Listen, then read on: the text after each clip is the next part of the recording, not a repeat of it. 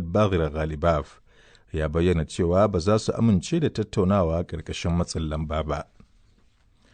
Kamfanin Apple ya naɗa John Tennus a matsayin sabon shugabansa, inda zai maye gurbin ɗaya daga cikin manyan shugabanninsa da suka yi tasiri a masana'antar fasaha wato Tim Cook. Mr. Tennus, wanda a halin yanzu ke shugabantar sashen injiniyanci da kayan aiki na kamfanin, zai karɓi ragamar mulki a watan Satumba. Cook zai sauka daga mukaminsa ne bayan shekaru 15 yana jagorantar Apple, inda ya taka muhimmiyar rawa wajen mayar da kamfanin ɗaya daga cikin manyan kamfanoni masu darajar tiriliyoyin daloli a duniya. Sai dai a 'yan shekarun nan kamfanin ya ɗan fuskanci jan ƙafa, musamman wajen rungumar fasahohin AI da zamani ya zo da su. Gwamnatin Japan ta bayyana cewa za ta soke wasu ƙa'idojin hada-hadar makamai da ƙasashen duniya a karon farko cikin shekaru da dama. Wannan sauyi, wanda Majalisar Ministoci ta amince da shi, an yi shi ne da nufin ƙarfafa masana'antar tsaron Japan. Japan has long prohibited most arms exports under the country's Wakiliyar BBC ta ce Japan ta jima da haramta fitar da makamai ƙasashen waje, kamar yadda yake kunshi a kundin tsarin mulkin ƙasar da aka amince da shi bayan Yaƙin Duniya na biyu. To sai matakin na yanzu ya nuna a shirye ƙasar take ta dawo da hulɗar tsaro da ƙasashen duniya a karon farko cikin gwamman shekaru. Sabbin dokokin za su buɗe ƙofa ga yiwuwar sayar da makamai kamar makamai masu linzami da jiragen ruwa na yaƙi da sauran makaman soji ga ƙasashen Turai da Asiya da ke neman hanyoyin sauya dogaro daga wasu kamfanonin samar da makamai na Amurka. Tukuna shan labaran duniyar ne daga nan sashen Hausa na BBC. Firaministar Japan Sanae Takaichi ta aika da hadayar addini zuwa wani wurin ibada mai cike da cece-kuce da ke girmama waɗanda suka mutu a yakin ƙasar. Wannan wuri da ke Tokyo yana ɗauke da sunayen mutane fiye da miliyan 3, ciki har da wasu shugabannin Japan da aka yankewa hukuncin laifukan yaƙi. Ana ganin matakin zai iya tayar da hankalin makwabtan Japan ɗin. Takaichi ta jima tana yawan kai ziyara zuwa wannan wuri tun ma kafin ta hau mulki a bara. China da kuma Koriya ta Kudu na kallon wurin a matsayin alamar zaluncin Japan a lokacin yakin. Shugabar Mexico Claudia Sheinbaum ta bayyana goyon bayanta ga waɗanda suka rasa rayukansu da kuma waɗanda suka jikkata a wani harin bindiga da ya faru a ɗaya daga cikin muhimman wuraren yawon buɗe ido na ƙasar. Wani ɗan bindiga da ba san asalinsa ba ne ya buɗe wuta kan masu yawon buɗe idon a tsohon wurin tarihi na Teotihuacan, inda ya kashe wata mata 'yar ƙasar Canada tare da jikkata akalla mutane 13. Daga bisani ya kashe kansa. Yanzu haka dai saura kusan makonni 7 kacal a fara wasan farko na gasar cin kofin ƙwallon ƙafa ta duniya ta maza, wadda za a gudanar a birnin Mexico City. To ƙarshen labaran duniyar kenan daga nan sashen Hausa na BBC.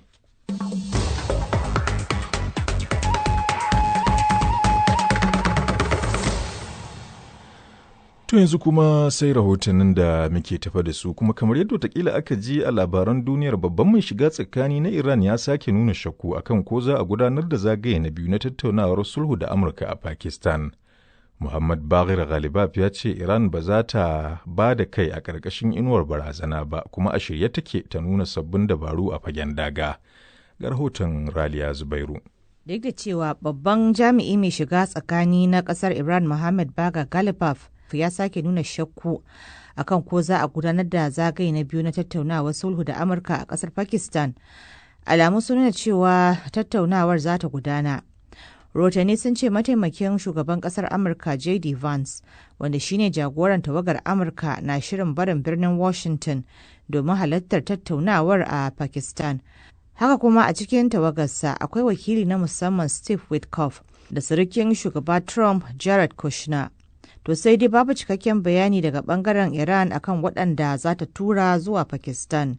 Amma kuma shirye-shirye sun kankama a birnin Islamabad.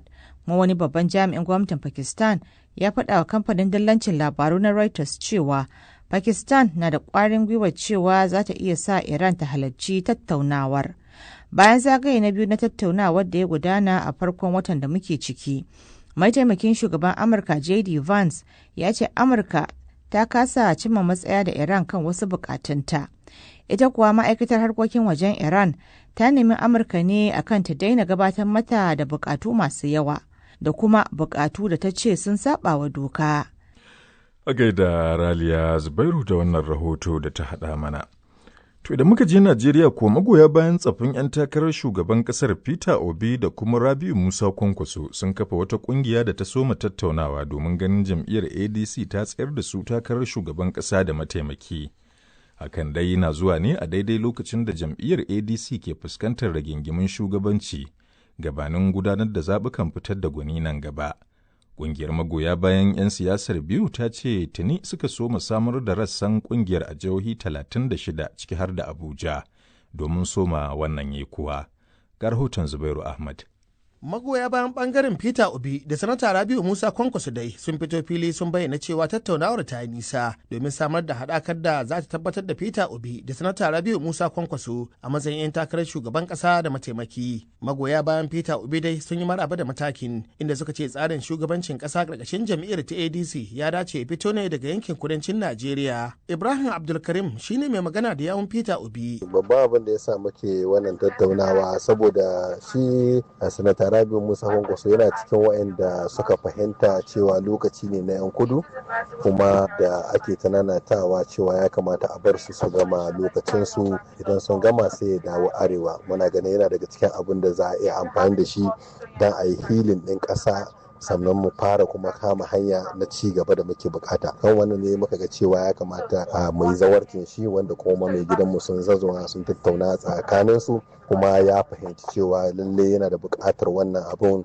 wannan tafiya din tare da shi fahimta ce sosai muka samu da gare su kuma muna ganin har hada wata hadaka na obedience din da kuma kwankwasiya. Kazalika bangaren tsohon gwamnan jihar Kano Sanata Rabi'u Musa Kwankwaso sun ce tattaunawar ba yau aka soma ta ba kamar yadda mai magana da yawun Kwankwaso Dr. Habibu Salim Muhammad mai lemo ya shaida min. Tattaunawa ta yi nisa tsakanin mutanen Peter Obi da daman tattaunawar nan ba yau aka fara ta ba tun a wancan zamanin na zaɓe an yi kokari a haɗe ganin ƙananan shekaru nasu ganin experience ɗinsu ganin kuma yadda suke da mutane kuma na tabbatar ba wai mu ba shi kan shi Atiku Abubakar Tambuwal da Ameci dukansu sukan tattauna da mutanen da suke ganin watakila tattauna za ta zama ta ba su damar da za a iya cimma matsayin da ya dace. Wayannan mutanen shigar su wannan jam'iyyar ma kusan shine dalilin da ta yadda ita kanta jam'iyyar ake kallanta ma a matsayin jam'iyya. To amma duk inda aka ce maka mutum ɗaya mutane mutum miliyan 6 suka zaɓe shi haka kuma in ka ɗauka shi kansa jagoran mu injiniya Rabi'u Musa Kwankwaso a jam'iyyar da babu kowa sama da mutum miliyan 1 da kusan 500,000 suka zaɓe shi to na zai tabbatar maka da cewar inda za su haɗe su samu goyon baya na sauran al'umma zai yi sauki wajen tabbatar da cewa an kawar da gwamnati. To koya masana kimiyyar siyasa ke kallon matakin? Farfesa Abubakar Kari malami ne a Jami'ar Abuja, Najeriya. Dukkaninsu mashahuran 'yan siyasa nan guda biyar kusan za a ci abin da suke yi kenan. Da Atiku Abubakar da shi Peter Obi da Rabi'u Musa Kwankwaso da Rotimi Ameci har ma ana ganin da Aminu Waziri Tambuwal. To me yiwa shi yasa su magoya bayan Peter Obi da na Rabi'u Musa Kwankwaso tun daga yanzu suka fara nuna cewa gwanayensu za su iya tafiya tare. Hasali ma idan bai faru ba abin da mutane za su faɗa shine cewa su kansu waɗannan mutane ba su yarda akan cewa jam'iyyar tasu za ta kai labari ba kenan. Su duk da wannan shari'u da rigingimu da hayaniya da suke ciki su ko a jikin wannan kuma ya nuna cewa da ƙarfin jikinsu kuma suna ganin cewa ko ma meye ya kai ya dawo su dai suna nan burukansu suna nan ko muradinsu suna. Hasali ma dai sabon matakin na zuwa ne daidai lokacin da shi ma tsohon mataimakin shugaban Najeriya Atiku Abubakar ya sanar da muradinsa na tsayawa takarar shugaban kasa a ƙarƙashin jam'iyyar ta ADC inda wasu ke ganin hakan zai iya zama wata sabuwar turka-turkar neman shugabanci a jam'iyyar da ake fargabar na iya zama sirrin rarrabuwar kai. Zubairu Ahmad, BBC Hausa, Abuja, Najeriya. To yanzu dai a fagen siyasar Najeriya jam'iyyar hamayya ta PRP ta ce 'yan siyasa da dama ne ke tarbubin shiga cikinta sakamakon rikicin da suke fama da shi a jam'iyyunsu. Jam'iyyar PRP ta kuma ce tana tattaunawa da wasu manyan jam'iyyun hamayya domin kulla kawance da nufin kalubalantar APC a zaben 2027. Dr. Hakim Baba Ahmad shine shugaban jam'iyyar ta PRP na ƙasa ga kuma ƙarin bayanin da yawa Awwal Ahmad Janyau. Akwai mutane da yawa da 'yan siyasan da suke siyasa yanzu da kuma waɗanda suke da sha'awar shiganta suna zuwa wurinmu suna tambayan yaya za su shigo wasu sukan tambaya akwai ka'idoji, wasu sukan tambaya in sun shigo me za a ba su, wasu kuma suna gaya mun san wurin zaman nasu ne suka ga kamar ruwa yana so ya ci, suna neman wurin fakewa. Mu dai kofar mu a buɗe ne, duk wanda ya zo muna karɓan shi hannu biyu. To kamar suwa